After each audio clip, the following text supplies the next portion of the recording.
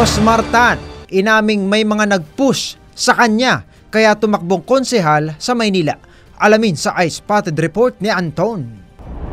Tatakbo rin sa darating na eleksyon ang negosyante at content creator na si Rosmar Tan pamulaklakin. Ayon kay Rosmar, may nag-push sa kanya na tumakbong konsehal sa 1st District ng Maynila dahil mas magiging malawak daw ang kanyang matutulungan kung sakaling may posisyon na siya sa gobyerno. Sinabi pa ni Rosmar na wala talaga siyang balak na tumakbo sa darating na eleksyon dahil dagdag sakit ng ulo lamang daw ang pagpasok sa politika at dagdag obligasyon ito sa kanya, pero naisip din umano niya ang sinabi na nag-push sa kanya na mas makakatulong siya sa mga tao.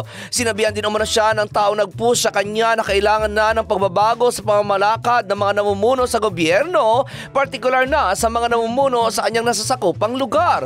Ayon pa rin kay Rosmar, hindi na bago sa kanya ang tumulong sa kapwa dahil kahit noong bata pa siya ay talagang tumutulong na daw siya. Ngunit sinabing to na hindi mga politiko ang nag-push sa kanya na tumakbong konsehal, kundi isang private citizen na pinagkakatiwalaan niya ng gusto. Samantala, tatakbo si Rosmar bilang isang independent candidate. At iyan aking balitang showbiz para sa impilang metodong lakas, DWIZ. Ako si Anton, nagbabalita ng tama, naglilingkod ng tama.